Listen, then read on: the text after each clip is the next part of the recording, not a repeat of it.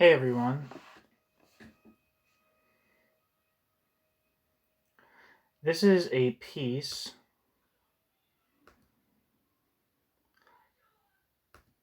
from the Marx Key Concepts book, edited by Riccardo Bellofiore and Tommaso Redolfi Riva. The piece I'm going to be reading is titled Critique by Tommaso Redolfi Riva. It opens with a quote from Adorno. Quote, "The path of dialectic, which attempts to move beyond the specialist and highly circumscribed perspective of logic and epistemology, would be one which did not content itself with simply identifying the point which requires criticism and declaring, quote, 'Look, there is a mistake in the reasoning here. You have got yourself entangled in contradiction. The whole thing is therefore worthless,' end quote. Rather, the next step would be to show why, within the constellation of such thinking, the relevant mistakes and contradictions inevitably arise, what has motivated those relevant mistakes and contradictions within the movement of such thought, and how the relevant mistakes and contradictions, and thus how the relevant mistakes and contradictions reveal themselves in the total context of thought to be significant in their own falsehood and contradictoriness." End quote. Adorno, 1958. Section 1. Introduction. The categories of political economy represent for Marx a privileged access to the reality of the mode of capitalist production, not only because the categories of political economy are moments of a theory whose aim is to penetrate, quote, "the interconnection, the physiology, so to speak, of the bourgeois system," end quote, but also because they are, quote, "nomenclature," end quote, of economic phenomenon, reproduced, quote, "for the first time in the language, bracket, and in the, end bracket, in the, end bracket, thought process," end quote. Marx. If it is true that the object of Marx's theory is the mode of capitalist production, the access to this object is possible only through the mediation of concepts. See Alfred Schmidt, 1968, Finesci, I believe it's Roberto Finesci, but I'm not sure, 2006, particularly pages 168 to 169. Political economy represents for Marx the conceptual mediation to economic phenomenon, and that is the reason why the discussion with the economist acquires a fundamental role in Marx's works. Not Marxist, Marx is. Nevertheless, Marx's relation with the categories of political economy is mainly critical. At a first glance, Marx's critique seems to trace economic categories back to the historical conditions of capitalist accumulation, showing the development of ideas and its interconnection with the real development of the mode of production. In this way, theoretical reflections are led back to the, quote, "earthly kernel," end quote, from which they arose. But even if this movement from conditioned to condition is necessary and unavoidable, it is only generic. Given that, quote, "the only materialist method," end quote, consists in developing, quote, "from the actual relations of life the corresponding celestialized forms," bracket, verhimmelten Formen, end bracket, "of those relations," end quote. Marx. The critique of political economy as the, quote, "critique of economic categories," end quote, has to be able to understand categories as, quote, "forms of being, the characteristics of existence," end quote, of, quote, "modern bourgeois society," end quote. Marx. Grundrisse. Well, it says 1857 to 58, so I'm assuming that means Grundrisse. According to this perspective, Marx's critique has to begin with the presentation of the object of the science of political economy, and from it to deduce the categories as moments of capitalist totality. In this way, the theoretical inadequacy of political economy is no longer generic. It is rather a specific result of the very object to which political economy applies. Section 2. The conditions of possibility of political economy as an autonomous science. In order to understand analytically the method of Marx's critique, first it is necessary to address the object of the critique, and from the object of the critique to understand why for Marx it is essential to turn attention to political economy in order to understand the form of motion of modern society, the Bewegungsform of modern society. This issue has to do with an appropriate understanding of Marx's famous claim in the preface to a contribution to the Critique of Political Economy of 1859, according to which, quote, the anatomy of civil society has to be sought in political economy, end quote. Marx. A first approximation to the concept of, quote, critique of political economy, end quote, can be reached by starting from the understanding of the conditions of possibility of political economy as an autonomous science.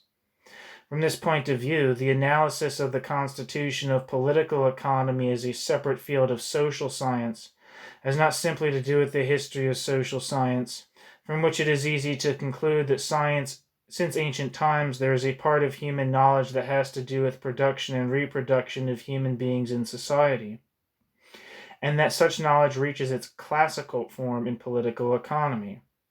For Marx, the understanding of the constitution of political economy as an autonomous science means, materialistically, to reflect on how political economy can appear as an isolable segment of the reality that we designate as the sphere of economic relations. The historicity of the science of political economy, its appearing as autonomous science, as the science of modern society, has to be brought back to the appearance of the, quote, material relations of existence, end quote, as an autonomous sphere of society. The science that inquires into the origins and the causes of wealth can arise only when the production of wealth, the sphere of the, quote, material relations of existence, end quote, separates itself from political and ethical bonds characterizing pre-capitalist economic formations. Political economy can arise as a separate science only where its object acquires a distinction and a specific autonomy. Footnote. On the issue of the, quote, materialistic deduction, end quote, of political economy, see The Fundamental Reflection of Lorenzo Calabi, 1976. End footnote. If we now turn our attention to Marx's aforementioned statement that, quote, the anatomy of civil society has to be sought in political economy, end quote, we can see that, from this perspective, it acquires a clear meaning that cannot simply be referred to as a generic and transhistorical, quote, materialist conception of history, end quote, where the word, quote, Anschauung, or Anschauung, Anschauung, seems to refer to a methodology in which the subject, the social scientist, perceives, distinguishes, and selects from a mishmash of social facts. Nor can it be referred to as the construction of a historiographic canon, as in Croce's interpretation. Marx's statement alludes to the autonomous constitution of a section of the reality, the material relations of existence, of which political economy is the science. The autonomization of the economic sphere does not imply that material relations of existence can be understood beyond the state or beyond the political or juridical dimension, but that in the mode of production characterizing modern society, the determination of property and distribution relations, as well as the allocation of social labor, occurs outside the sphere of political deliberation, and within a system of private, autonomous, and independent processes of production, without any coordination except that arising from a system of exchange of private produced commodities. Footnote: as Ellen Mason's Wood states, quote, the point, then, is to explain how and in what sense capitalism has driven a wedge between the economic and the political, how and in what sense essentially political issues like the disposition of power to control production and appropriation, or the allocation of social labor and resources, have been cut off from the political arena and displaced to a separate sphere. End quote. Mason's Wood, 1981. End footnote. In this perspective, the part of the 1857 to 58 manuscript on the, quote, pre-capitalist economic formations is a privileged access point. Here Marx wants to sketch the presuppositions on which capitalist social relation is based, and to understand the capitalist social relations differentia specifica compared with previous economic forms. Footnote: it is in this sense, and not as a first attempt at a historiographic account of ancient economy, that these passages continue to be important. On this issue, with different emphases and perspectives, see Casaniga, 1981, Mason's Wood, 2008, and Basso, 2008. End footnote. In pre-capitalist epochs, production is not an autonomous segment divided from other moments characterizing human relations. Production is finalized to the reproduction of the community that precedes and determines the production itself. The community, outside and before the production, defines property relations, the distribution of resources, and the allocation of labor. Regardless how the relations between production, material relations of existence, and social totality are presented, case by case, in the pre-capitalist economic formations, the aim of production, according to Marx, lies outside of and before the production itself. Production is always oriented by a social aim that precedes production. It is only a means to an end that lies behind it. In pre-capitalist forms of production, quote, the economic aim is hence the production of use values, i.e., the reproduction of the individual within the specific relation to commune in which he is the basis. End quote. Marx, 1857 to 1858. Since production is a means to an end that precedes and determines production, Marx shows that an analysis of the economic sphere as separated from other moments of society has no documented existence. Political economy as a separated social science does not exist and cannot exist in antiquity. Quote, we never find in antiquity an inquiry into which form of landed property, etc., is the most productive, creates the greatest wealth, ... The question is always which mode of property creates the best citizens. Wealth appears as an end in itself only among the few commercial peoples, ... who live in the poros of the ancient world. End quote. Marx, 1857 to 58. Only where capital self-valorization becomes the, quote, directing motive, the end and aim, end quote, Marx, 1867, of capitalist production, does political economy first emerge as an autonomous science. As Marx states, quote, political economy, which as an independent science first sprang into being during the period of manufacture, views the social division of labor only from the standpoint of manufacture, and sees in it only the means of producing more commodities with a given quantity of labor, and consequently of cheapening commodities and hurrying on the accumulation of capital. In most striking contrast with this accentuation of quantity and exchange value is the attitude of the writers of classical antiquity, which hold exclusively by quality and use value, end quote. Marx, 1867. I'm assuming that's from Capital because 1867 is the year Capital is published. The aim of capitalist production does not lie outside material production, in the reproduction of society or in social configuration that precedes production. The driving motive of the process in the production of abstract wealth, money, the greatest possible production of surplus value, money, purchasing commodities, money, commodity, money, prime. Sorry. Sometimes I try to read those formula out, but right now it just says on the level of abstraction it's dealing with is money, commodity, money, prime. As Marx shows, political economy can reach the status of a separate science only where material relations of existence become autonomous, where the, quote, directing motive and aim, the end and aim, end quote, of production is production itself. That is, where the production process assumes the form of valorisation, only because capitalist production is the production of surplus value, and as such no other driving purpose in determining scope except valorisation, is it absolute and hence autonomous.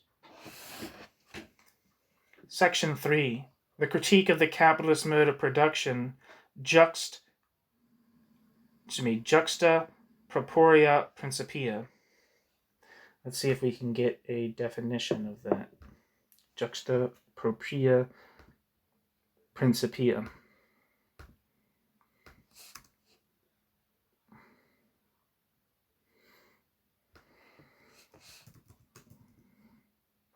Let's see, was that Latin? According to its own principles.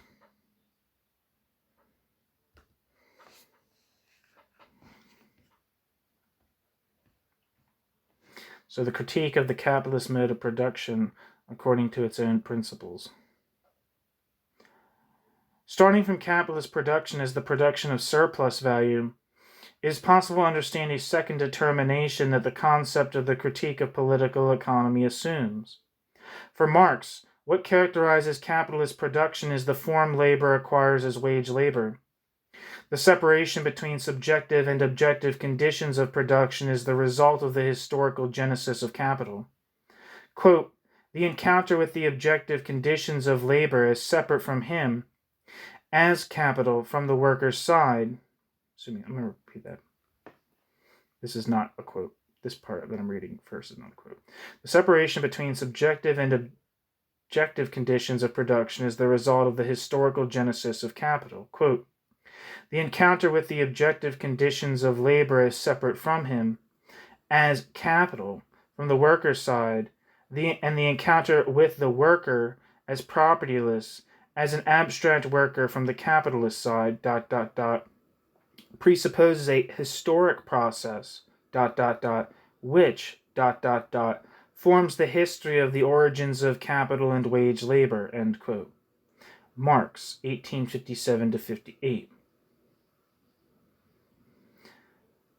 For Marx, the historical genesis of the capital relation is at the same time, quote, the historic origin of the bourgeois economy, of the forms of production which are theoretically or ideally expressed by the categories of political economy, end quote. Marx, 1857-58. The historical genesis of political economy is a separate science that can address material relations of existence in their purity and autonomy, presupposes the historical genesis of the capitalist mode of production, that is, the scission between subjective and objective conditions of production. Quote, the capitalist epoch is therefore characterized by this, that labor power takes in the eyes of the laborer himself the form of commodity which is his property. His labor consequently becomes wage labor, end quote.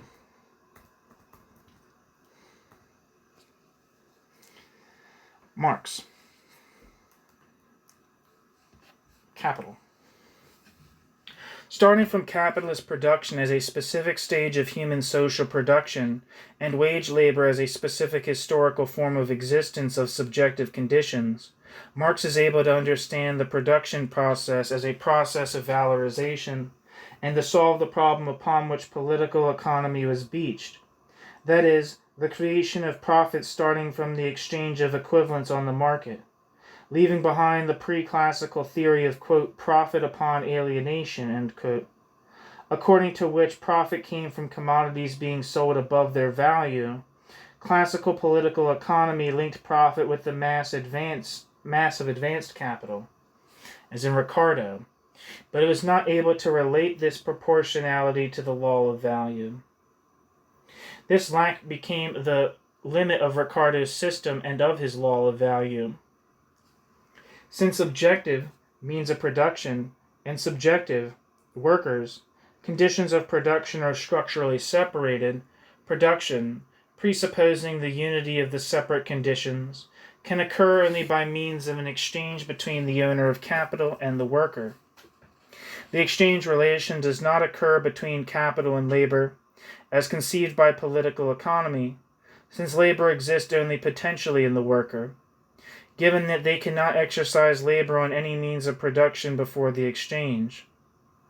The exchange occurs between capital and labor power, that is, between capital and laboring capacity. Arbeitsvermögen and Arbeitsfähigkeit.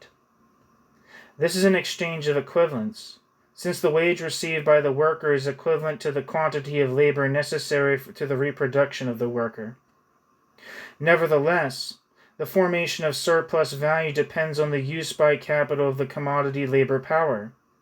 Capital buys the commodity labor power at its value. But it uses this commodity, that is, it makes the worker work for a greater number of hours than are necessary for the reproduction of the wage. Only entering the, quote, hidden abode of production, end quote, allows Marx to understand the production of surplus value, and, at the same time, to develop an immanent critique of the laws of the circulation of commodities. From this standpoint, the critique of political economy is a critique of the capitalist system, and of the capitalist system's own self-representation as the, quote, Eden of innate rights, end quote, where, quote, freedom, equality, property, end quote, are effective.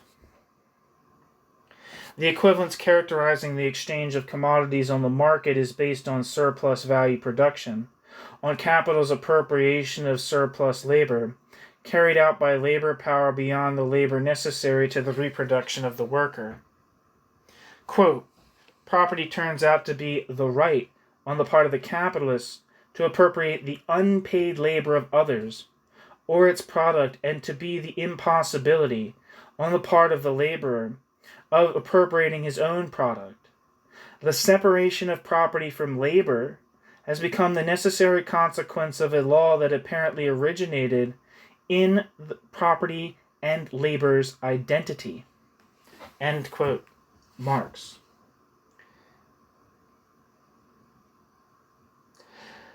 The mode of capitalistic production becomes the object of critique exactly on the same basis upon which exchange rests. The circulation of commodities presents the owner of the means of production and the worker as free and equal persons. Their exchange has the form of an equivalent exchange, but from the point of view of production it is appropriation of surplus labor, carried out by labor power beyond the labor necessary for its own reproduction.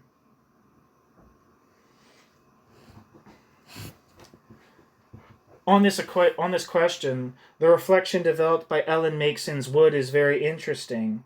Makeson's Wood shows that in pre-capitalist modes of production, the appropriation of the product of other people's labor is based on the practice of an extra economic power, military, political, and so on. While in the capitalist mode of production, what guarantees the appropriation is the relation between labor and capital itself, which only from a formal perspective is a contract between free and equal persons, reproducing on the one hand the free worker, both free as person and as lacking the means of production on which to execute their labor. And on the other hand, the owner of the means of production. The labor contract reproduces the capital relation. In the capitalist mode of production, it is not possible to understand the production process as a mere technical movement. From the beginning, the production process is a social relation of production, in the actuation of which political and juridical elements occur. The political aspect of the relation of production cannot be considered an ancillary or superstructural moment, since, quote, the, quote, sphere, end quote, of production is dominant not in the sense that the sphere of production stands apart from or precedes these juridical political forms, but rather in the sense that these juridical political forms are precisely forms of production, the attributes of a particular productive system, end quote. Ellen Higson's Wood. End footnote.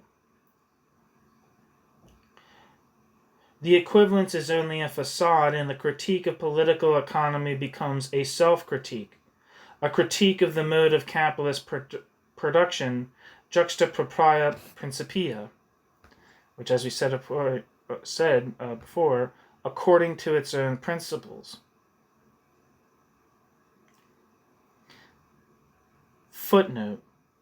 Adorno refers to this imminent critique when Adorno states that the aim of the critique is to measure, quote, that which,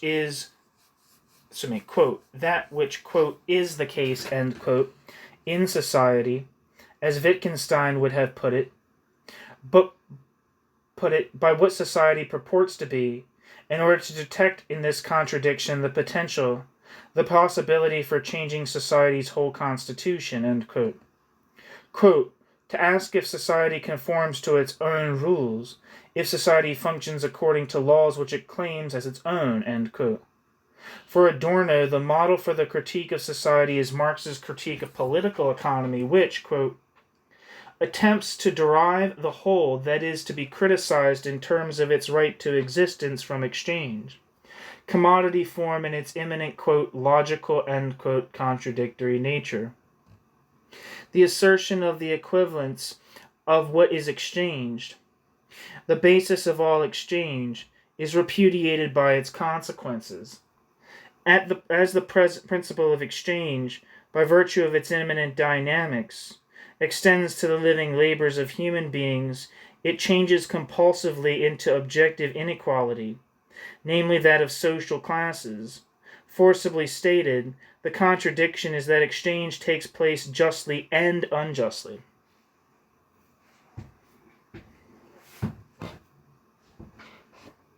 End quote. Adorno, 1969.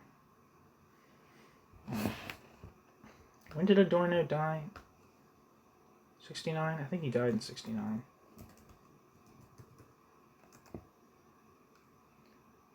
Yep, 1969. I'm a genius. End footnote. New section. Critique of the absolutization of capitalist social relation. As we have seen, capitalist modernity is the terrain in which political economy arises in an autonomous and separate science. Political economy presents itself as the science of civil society, in the double sense of a subjective and objective genitive. On the one hand, as the science studying the capitalist mode of production, on the other, as the science which is the result of the capitalist mode of production and, in itself, is incapable of overcoming the capitalist standpoint. Footnote.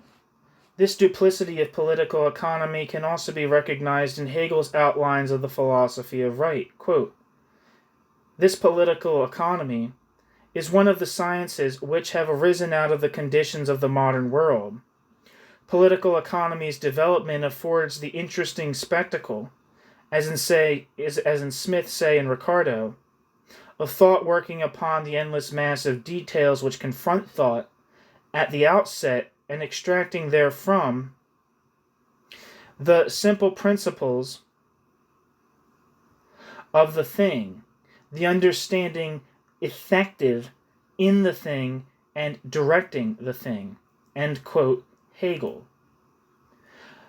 What political economy is able to grasp, bring the multiplicity of single facts back to the unity of law, is only the quote, understanding in the thing, end quote.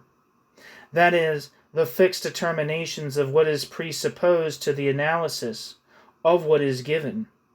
It is exactly the absolutization of the given, the inability to reconstruct the given's genesis, starting from the specific form of social relations, that compels political economy to the role of the understanding of the system of needs.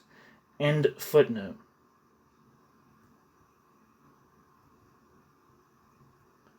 From this perspective, we can understand the critique of political economy as the critique of the absolutization and naturalization of capitalist social relations put forth by political economy. Marx's analysis does not lie a part subjecti. Just like the understanding of the autonomous constitution of political economy does not find an exhaustive answer in the historiographical examination of social science in its diachronic development, the lack of historicity of political economy is not a subjective mistake. According to Marx, the unsatisfactory conceptual elaboration of political economy is rather the result of the object it addresses, and can be explained only by means of the presentation of the object itself.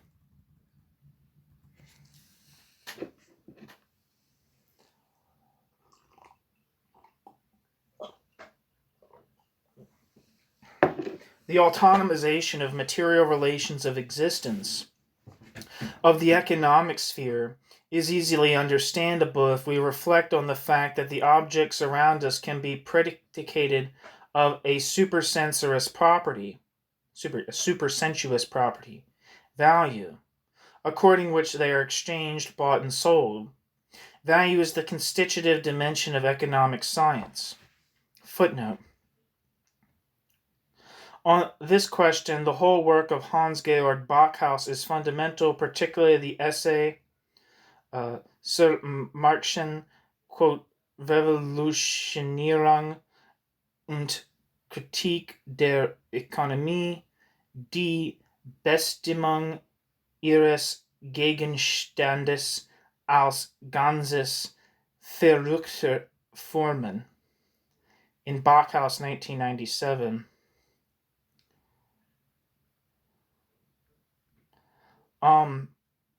Just as a footnote, or not a footnote, but a note, on this channel, I have a piece that's by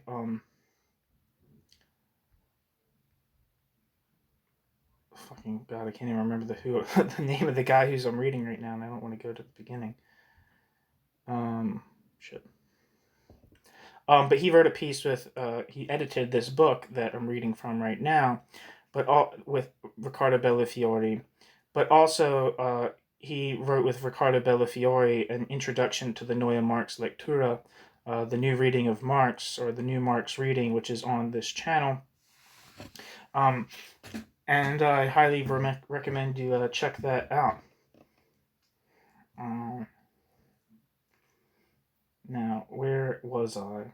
I just finished reading footnote 7. Alright, here we are. Just as classical physics addresses objects having mass, so political economy addresses objects having value. Political economy conceives value as a naturally constitutive dimension of the relation between human beings and objects. And this is true both for classical political economy and for marginalism. Classical political economy focuses attention on the moment of production. The value of an object is determined by the quantity of labor expended in the object's production. In Smith's and Riccardo's, quote, Robinsonades, end quote, we can find original hunters and fishers exchanging their products according to labor expended in the production of their objects. For political economy, products are value since they are concretions of labor. Regardless of the social form of labor, that is, the specific social form in which they are produced. Marginalism focuses attention on the moment of consumption and determines the value of the object according to marginal utility. Value appears as a structural constituent of the relation between human beings and things, and modern economics represents itself as the science studying human conduct as, quote, the relationship between ends and scarce means which have alternative uses, end quote. Robbins, 1932. I believe that's Lionel Robbins, who was like the economist that was dominant, the neoclassical economist who was dominant, or was like the head of the London School of Economics.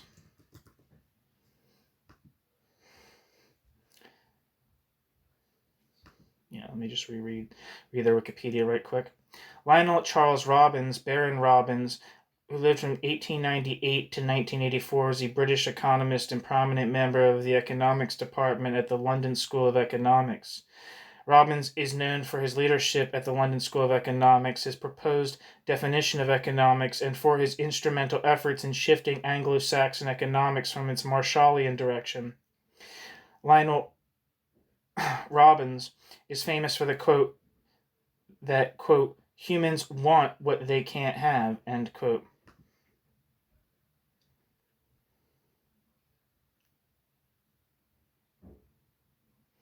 Anyway, back to the text.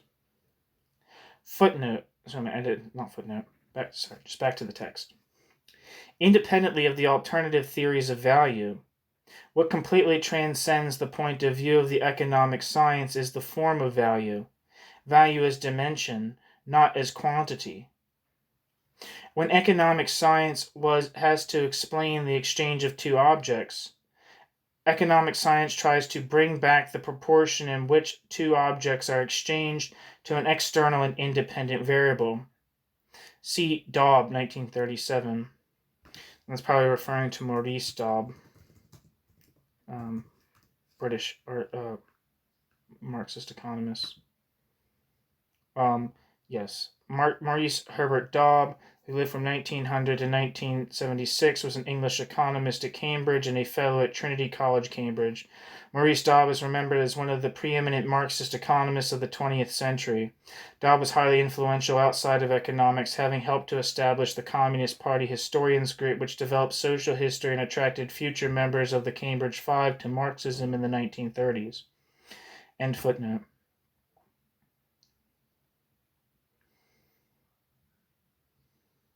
So back to the text, what was I saying? When economic science has to explain the exchange of two objects, economic science tries to bring back the proportion in which they are exchanged to an external and independent variable. For classical political economy, objectified labor. For marginalism, utility at the margin. What economic science does not take into consideration is the fact that, first and foremost, the objects have to be predicated of a peculiar property, not characterizing their mutual objectuality, a supersensuous property. What remains outside the theoretical standpoint of political economy is the form of value.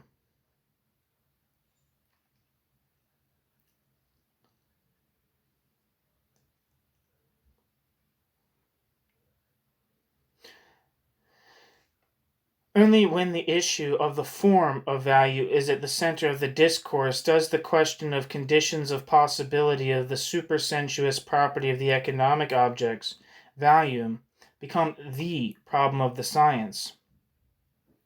From this perspective, the commodity form, that is, the form the wealth obtains in societies in which the capitalist mode of production prevails, represents the result of a specific form of the organization of the social production. For Marx, the commodity form can become the universal form of the wealth only where labor power is a commodity, and labor is wage labor. Capitalist production is the production of commodities, insofar as capitalist production presupposes a specific form of organization of the expenditure and socialization of labor. When Marx talks about commodities, Marx is not talking about objects, products of labor. Marx is talking about products as the result of a specific form of the organization of labor in society. Objects of utility become commodities only because objects of utility are products of the labor of private individuals or groups of individuals who carry on their work independently of each other. The sum total of the labor of all these private individual forms the aggregate labor of society. Since the producers do not come into social contact with each other until the producers exchange their products, the specific social character of each producer's labor does not show itself except in the act of exchange. In other words, the labor of the individual asserts itself as part of the labor of society, only by means of the relations which the act of exchange establishes directly between the products, and indirectly through the products between the producers. End quote. Marx.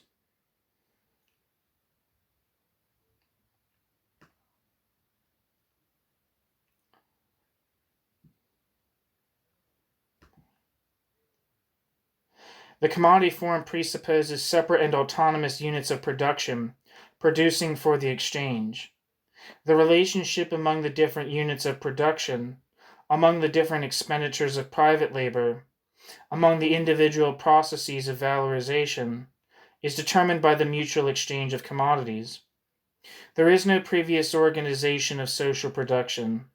The labor expended in the production of commodities is private labor that becomes social, hence part of total social labor, only by means of the exchange of the objects on the market.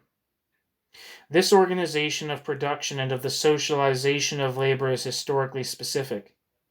It belongs to the capitalist mode of production, but other forms of socialization of labor are possible.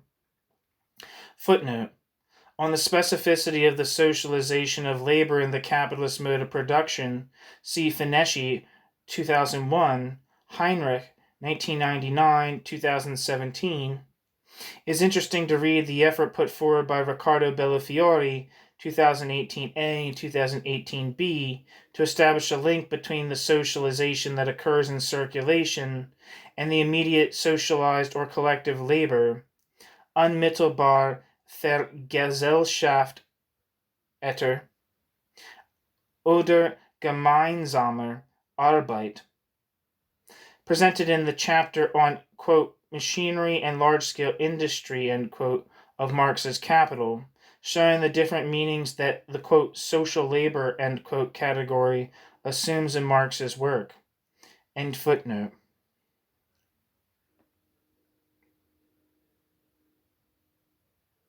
Marx sketches different forms of socialization of labor in which the product of labor does not acquire the commodity form. The fundamental difference lies in the fact that products have a social character before the exchange. In the production, while expended labor, although moments of the social division of labor, has a previous coordination that makes the products immediately social. In the capitalist mode of production, since it is the production of commodities, the social relationships among productive units that determines the socialization of private labor occurs by means of a system of individual and separate commodity money exchanges. There is no organization of the allocation of labor before the production. Labor becomes social labor, that is, labor that society evaluates as necessary for its own reproduction, only when produced commodities are exchanged with money, when concrete labor expended in the production becomes abstract. Contra to classical political economy, the substance of value is not concrete labor expended in production, but abstract labor. That is, labor which by means of the exchange with money confirms itself as part of total social labor. The value form of the products of labor is the result of a specific form of the organization of social production, in which every production unit is dependent upon the others. Is dependent from the others. But where each production unit behaves independently, a social division of labor without coordination before production. The sale of the product is the manner in which labor expended in production becomes socially necessary labor. It is the manner in which the labors expended by an individual unit of production relates with the others. The economic science understanding value as a constitutive element of the productive or consuming relation between human beings and things, cannot conceive the genesis of value, that is, the origin of that specific organization of production whose end is valorization. Section 5. Categories of political economy as moments of social reality. Marx's reflection is not confined to the recognition of the absolutization of capital relationship put forth by economic science. The next step of his critique is the inquiry into the reasons and causes of this absolutization. Why does political economy naturalize the specific forms of capital production? Why does political economy remain trapped in the fetish character of the commodity? Where does the absolutization arise from? For Marx, naturalization, absolutization, and fetishism of political economy depend directly on the form of things assumed by the social relation. Political economy fetishism is not a methodological mistake of the science. The exchange of things on the market, the form of capital socialization of labor, shows the specific characters of capitalist production as objectual properties of the products of labor, quote, socio-natural properties of these things, end quote. Quote, the commodity reflects the social character of man's own labor as objectual character of the products of labor themselves, as socio-natural properties of these things. Hence it also reflects the social relation of the producers to the sum of total labor as a social relation between things, a relation which exists apart from and outside the producers, end quote. Marx. Capital. The social relation connecting productive units is realized by means of exchanges of things. It obtains an objective form and it faces social agents. This objectual form is the source of the eternization of the mode of capitalist production put forth by political economy. The displacement of the social relation among units of production and a social relation among things shows the social relations among people as properties of things exchanged. It is, quote, an inversion and causes relations between people to appear, bracket, erscheinen, end bracket, as attributes of things and as relations of people to the social attributes of these things, end quote. The fetish character of capitalist socialization is the source of political economy's fetishism, the naturalization of capital in the form of value products of labor obtained. Footnote. The distinction between, quote, fetishism and the, quote, fetish character has been stressed by Riccardo Bellofiore, 2013 and 2014. From this point of view, the critique of political economy is, on the one hand, the critique of the fetishism, on the other, the deduction of the fetishism from the presentation of the object of political economy. The fetish character of capitalist socialization, that is, its objectual character, is the source of political economy's fetishism. Section 6. Critique of political economy and critique of value. Reflecting again on the theory of value and leaving behind the fetishism of political economy, it is possible to distinguish a further sense of Marx's critique. Once value is understood as a social relation, it is possible to develop a critique of political economy as a critique of value. That is, as the critique of that social relation of production established by means of social agents' actions, but imposes a law of nature to which social agents are subjected. Footnote. The expression, quote, critique of value, end quote, is used here in the sense of a critique of the capitalist mode of production and of the capitalist mode of production's specific form of socialization, and not with reference to theoretical work developed around the journal Crisis and Robert Kurtz. Just as a side note, I have a piece by Anselm Joppa that's about the history of the intellectual history of the critique of value that is being referred to here as not being what is under discussion. So that piece is by Anselm Joppa, ANSELM space JAPPE. I might be pronouncing his name wrong, but I believe it's Anselm Joppa. I don't have anything by Crisis or Robert Kurtz on here, but it would be interesting to do so. There's a book that's on LibCom that's like a collection of works that come from Crisis, and I'm not sure, maybe things that come from Exit. But, yeah.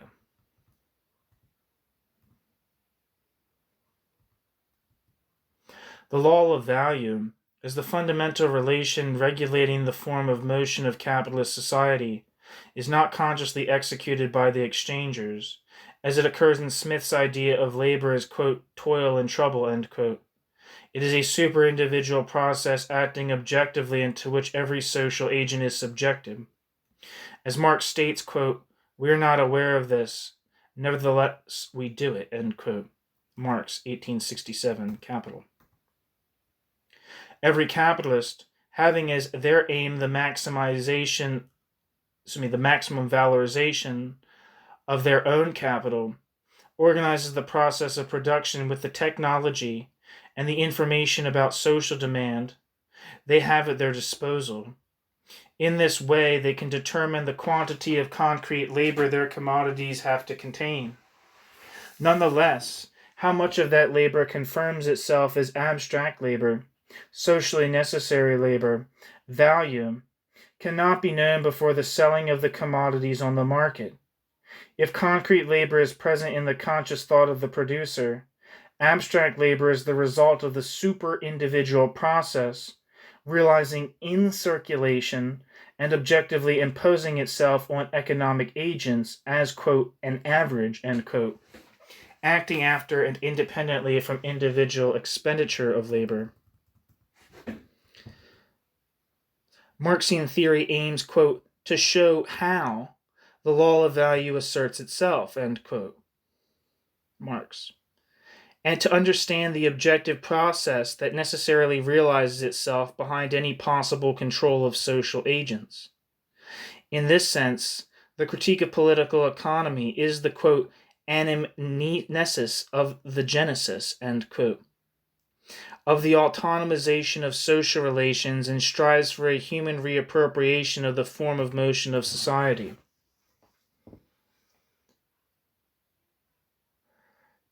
Footnote. Sorry, I just want to say that there's a very interesting book. It's called Towards a Marxist Ethics, I believe.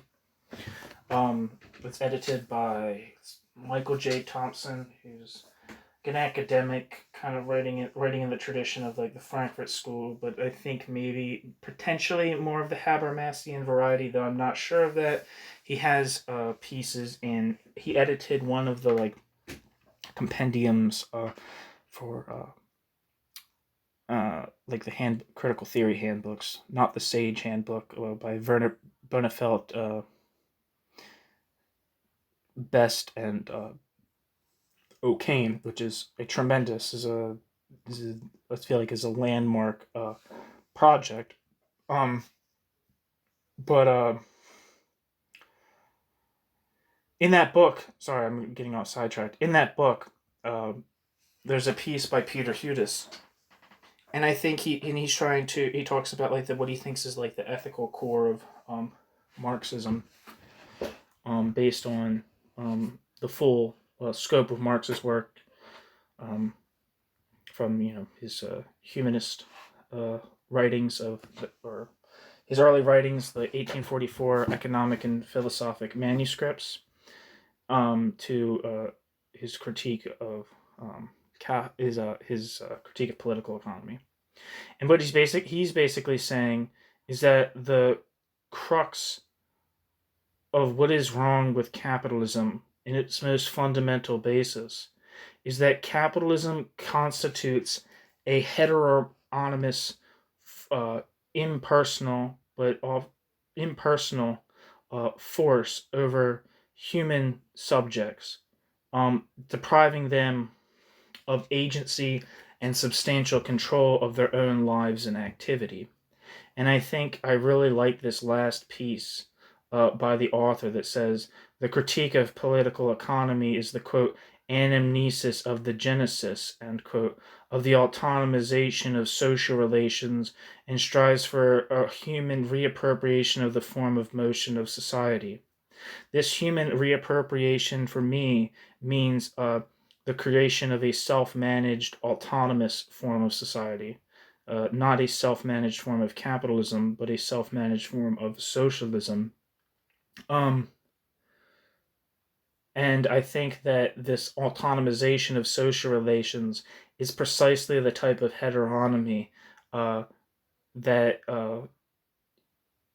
is ethic is that Marxism is or Marxian the Marxian critique of political economy is fundamentally opposed to, right? I think sometimes this is just a side note for myself, and maybe people will agree or disagree. So I'm sorry to junk up your ears with my own thoughts, but I feel like sometimes people try to confuse confuse like a moral. They think that like okay, the critique of political economy is not a moralistic critique, and what is it? But people are confused by what's meant by that. It's not that capitalism is not destructive and thus ethically harmful in consequence if it can be overcome and opposed, right? Marx definitely thinks we have a categorical imperative right to overcome all conditions in which human beings are, debased, dominated, and deformed, and or whatever, all the words that he uses, right? We have that. I think, sorry, I'm like kind of jumping around in my skull. I'm not really talking in complete sentences, but there is something morally and ethically wrong about capitalism, right?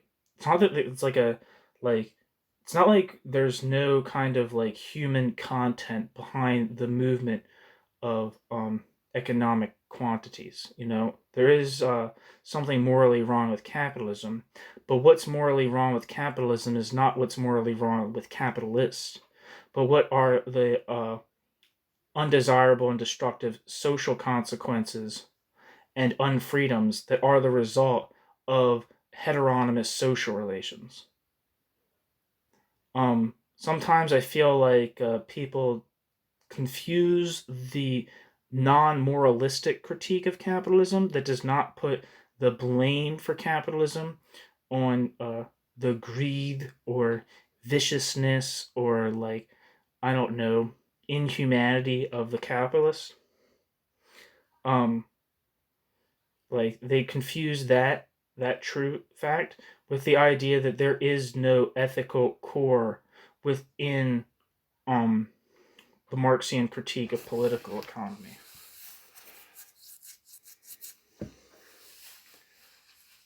There is a morality, there is an ethics in it. I'm not enough of a philosopher to know, like, precisely pinpoint the differences between ethics and morality, but it's just the point is that like I really like this. I just want to say, just hammer, and I just really appreciate this point, and I'm glad it was made.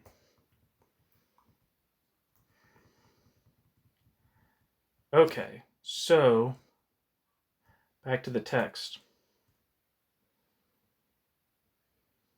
Oh no, there's a footnote. Quote, anamnesis of the Genesis, end quote, is the expression by which Adorno defines historical materialism in a dialogue with Zohn Reichel. See Reichelt, 2008, Redolfi Riva, that's the author, Redolfi Riva, 2013, Bellofiore and Redolfi Riva, 2015, and Tacola, 2019. Conclusion. Final section. The concept of, quote, critique of political economy, end quote, expounded in this chapter makes it possible to develop some considerations on the method of the critique. It is important to stress the double nature of the Marxian method of the critique. It is the critique of the categories and of the form of knowledge of political economy. Hence the critique of conceptual elaboration of the capitalist mode of production, developed by the science. And at the same time, it is the critique of a specific science insofar as it is the science of a specific object. The critique of the science turns out to be the critique of the object of the science, and the understanding of social objective conditions that originate the specific form of science. There's a line by Paul Maddock Jr. that I don't really remember a lot of his book. Capitalist Critique or Critique of Capital or something like that, and his something social knowledge. But he says Marx's critique of political economy is critique of both capitalism and capitalism's self-understanding. And this is kind of saying the same thing, though it seems to put forth the idea that the critique of the science is also a critique of the object. Maybe it's not, doesn't matter what order they go in the sentence in terms of the meaning. But yeah, the critique of capitalist mode of production and its self-understanding as manifested in political economy, the science. The critique of the science turns out to be the critique of the object of the science, and the understanding of social objective conditions that originate that specific form of science. We could say that the critique of political economy is the critique of capital as objective subjective totality. On the one hand is a system of production whose end is self-valorisation, based on the appropriation of unpaid labor and realizing an autonomous, from social agents, system of socialization. On the other hand, as the place of constitution of the categories of political economy, whose inadequacy cannot be simply brought back to a subjective lack of knowledge, precisely because the categories are the reflection, manifestation, and product of capitalist social relations. They are a moment of social reality.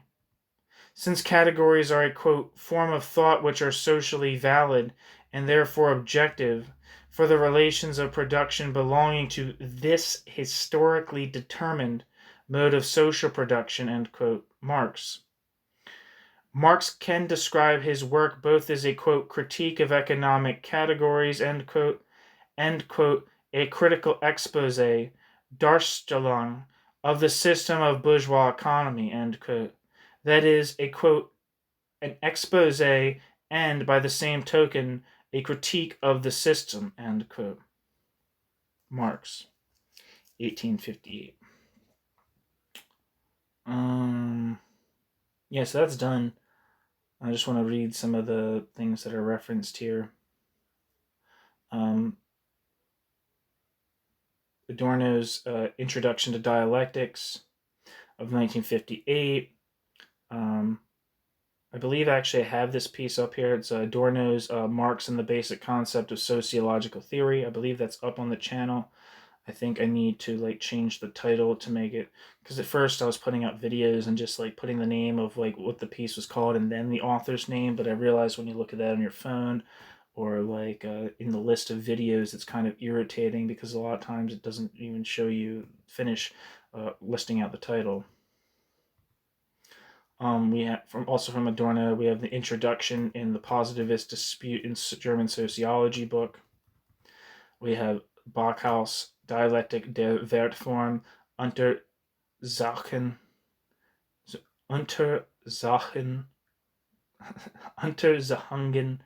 zur Marxischen Ökonomiekritik.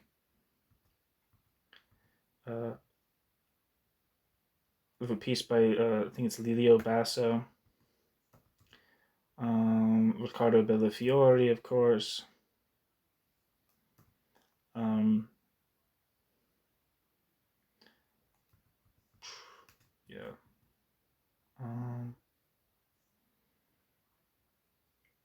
A piece by Bellofiore, Lost in Translation, once again on the Marx-Hegel connection, from Fred Mosley and Tony Smith's Marx's Capital and Hegel's Logic, a Re-Examination.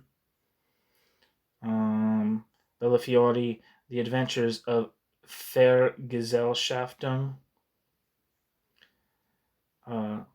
Bellofiore and Redolfi Riva, the author, the Neue Marx-Lektura, putting the critique of political economy back into the critique of society. That's on this channel.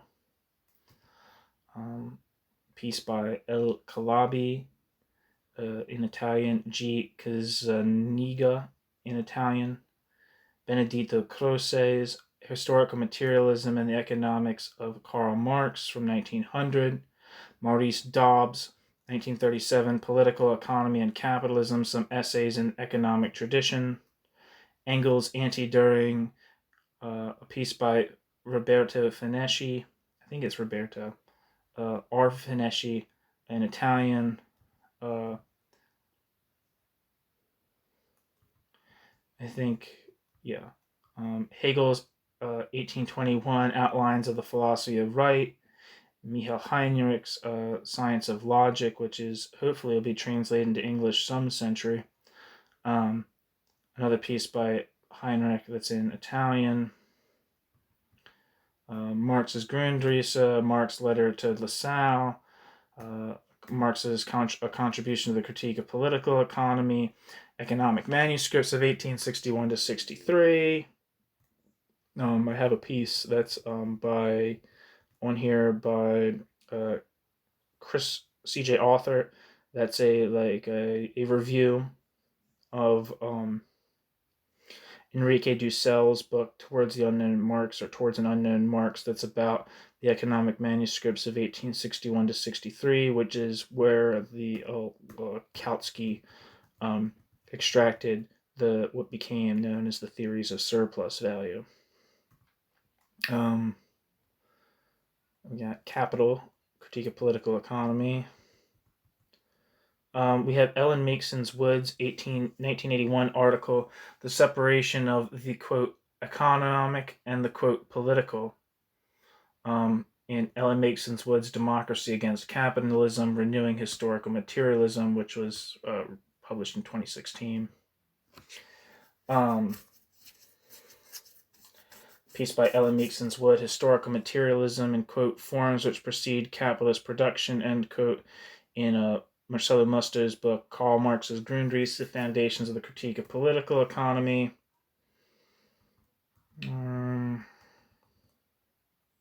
Some piece by Redolfi Riva in Italian.